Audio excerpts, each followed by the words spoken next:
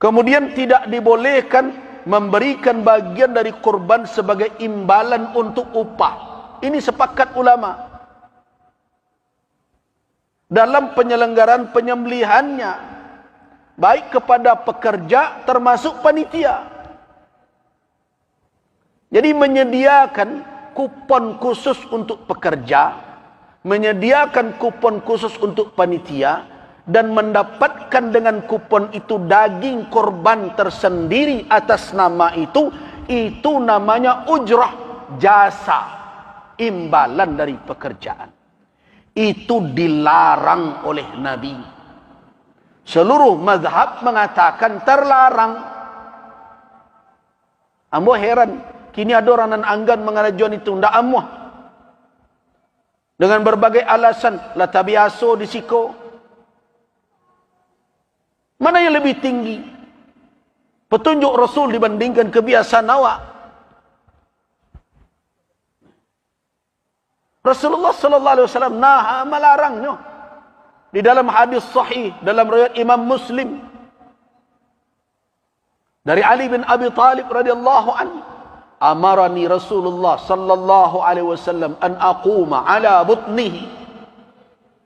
Aku diperintahkan oleh Rasul untuk mengurus unta beliau, wa amarani, bahasanya celik, dan memerintahkanku, Nabi memerintahkanku, an aqsima luhumaha, untuk membagi dagingnya, wa juludaha, kulitnya, wa ajillataha, dan hiasan punggungnya. Jadi untuk korban tu biasanya diselimuti pakai kulit binatang pula, sehingga gagah bentukan. Disiarkan seperti itu. Ajo kulit pelampuk punggungnya tu harus dibagi pula tu. Perintah Nabi kepada Ali. Dan memerintahkan pula Nabi, perintah Nabi berikutnya, wa alla u'tiyal jazzara. Dan Nabi memerintahkan jangan saya berikan tukang jagal. Itu pekerja tadi. Minha syai'an, sedikit pun dari kurban itu, fi jizaratiha, dalam penyembelihan pengelolaannya itu. Wa qala, dan Nabi berkata, nahnu nu'tihi min indina, kami membayar dari kami agihkan dari kami, jadi itu agihkan. Di malai ragunya tu. Anak-anaknya kadang-kadang babawa istilah-istilah lain. Indak bu ya, kau gotong royong saja kau. Jadilah kau yo gotong royong. Kalau ndak dapat bah, ndak dapat tu singguang wak. Tu dak gotong royong namanya tu. Nah, kalau ado mendapat dek karena itu ujrah namanya tu. Terserahlah wak agih nama macam-macam. Kadang nama tu untuk mailak dari petunjuk Nabi. Wajar ndak itu umat Nabi Muhammad begitu? Oh ndak, kami sukarela saja. Kalau ndak diagi pak, ndak mau dah. Tu ndak sukarela namanya tu. Kalau ndak sukarela tu diagi ndak diagi ndak perlu liwat dah. Tapi ini kupon kau khusus kau untuk pekerja, kau untuk panitia. Mana kau mendapatnya? Karenanya pekerja. Boleh ndak awak dan ndak bekerja dapat kupon itu? Oh ndak bisa. Nah itu namanya ujrah. Kama saya kedialih, kama saya kediputar lalai. Hakikatnya itu jasa pekerjaan. Itu nan dilarang dek Rasul. Tapi bukan berarti orang itu ndak boleh mendapat upah. Boleh. Tapi indak dari korban tu. Nabi mengecekkan, nahnu nu'tihi, kami maginya. Nah berarti harus disediakan jasa itu oleh nan punya korban. Waduh nandak namu panitia peserta tu ustaz, ya. Ya ndak merang-merang ndak masalah dah ndak namuhnya. Agian jawi kayaknya. Aku jawi ibu bantailah surang. Kulitilah surang. Cancanglah surang, bagianlah surang. Selesai masalah. Karena nanti suruh menyembelih, nanti suruh menguliti, nanti suruh membagikan sia. Orang yang berkorban bukan panitia. Panitia itu menjalankan berdasarkan amanah, berbentuk perwakilan. Kalau tidak namanya menanggung itu, berarti tidak bisa diterima perwakilannya. Jadi kadang-kadang awak tidak mempedomani petunjuk itu. Bakarih jo caru awak dengan berbagai alasan. Mana kau tidak sami'na wa ata'na sejawab? Nah, berikan jasa orang yang bekerja tadi. Lebihkan 1.000, 200.000 per orang, lah dapat berapa tu? Sudah hampir ratus. 100.000 saja lah 700.000 siku jawi.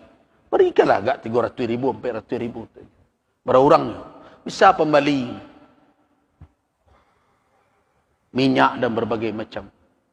Tapi untuk jatah dia sebagai warga, berhaknya dapat. Karena itu bukan imbalan kerja. Silakanlah. Sebagai warganya berhak mendapat kupon biasa, silakan.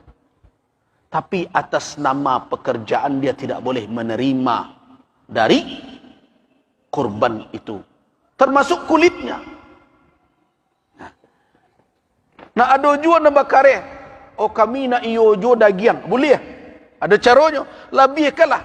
Kadang kurban di tempat itu sampai 10 ekor bagai. Kadang lebih 10 ekor. Kalau dilebihkan 100.000 surang untuk pekerja, seekor jawi berapa tu?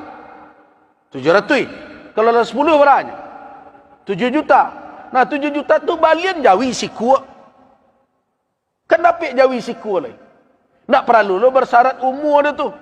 Karena nyo ndak untuk korban dah. Nah, sapi nan di Bali, jawi nan di Bali untuk pekerja tadi, bantai lo ketika itu. Nah, jadikan daging itu untuk upah. Tapi awak selamat dari larangan Nabi. Baitu bertakwa dalam beribadah. Berusaha untuk sam'an wa ta'atan. Itu takwa. Tapi kalau indah juga lah berbagai cara ditunjukkan, berarti kebangkangan kepada petunjuk syariat dan ada dalam diri itu. Boleh nak jawi ko solusinya. Bali nak jawi itu. Jo pitih upah kuah nalah disediakan peserta. 10 ekor jawi siko.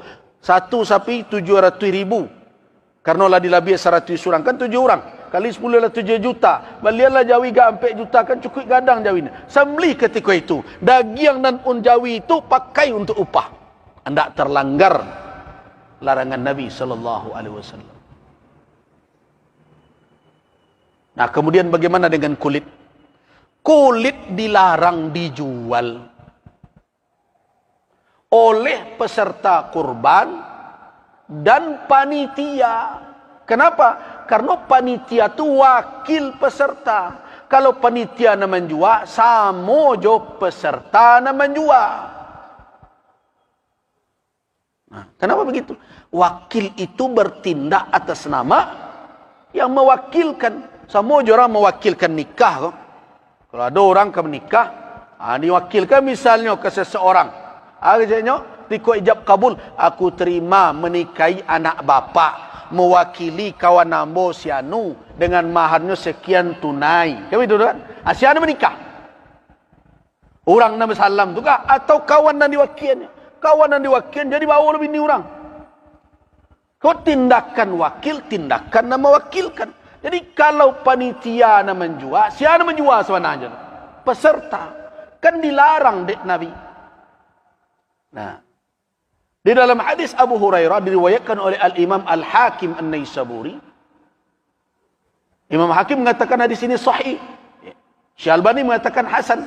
Hadis ini bisa jadi hujjah. Man ba'a julda udhiyatihi, siapa yang menjual kulit korbannya, fala udhiyatalah. Tak ada korban tu inyo. Nah, tak ada yang keluar dari hukum itu melainkan sebagian dari kalangan Hanafiyah. Nah, lain mengecekkan haram. Aman kawak pacik. Tentu lebih kuat hukum dan mengecekkan dilarang. Tapi bajak kulit ko caranya. Nah, sederhana. Agihkan ke fuqara dan masakin. Yo mengapa magianyo dicancang? Mengapa dicancang? Agih secik-cik kenyo.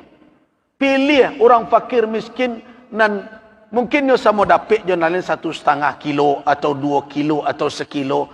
Tetapi keluarganya jauh lebih besar, kondisi lebih parah. Nah, agih kuah kulit jawi.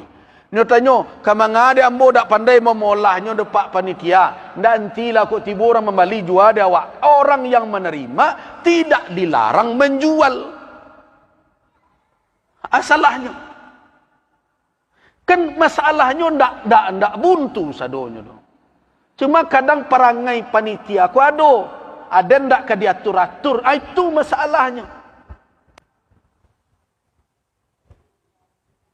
Itu masalahnya. Berarti ketundukan kepada petunjuk syariat yang tidak ada. Supaya lebih aman, jalannya. Sudahlah, terima orang. Kau mari, pak, berapa orang? Aku kulit 10 pak 10 orang. Ambil cik seorang. Kau ngah kami, tu ada orang kembali kulit dah. Pak lah beretongnya, dah sarah repak lah sinan. Kalau itu dilakukan melanggar, tak? Tidak ada melanggar. Kenapa? Karena orang sudah menerima berhak untuk menjual. Anak hebat bana kini kulit ko dijawi jo lai ala dijualnya kurang. Lun tangga dari Jawi lejuanya, diterima biti. Dan berbagai macam. Nah, Bapak dan Ibu jamaah rahimakumullah.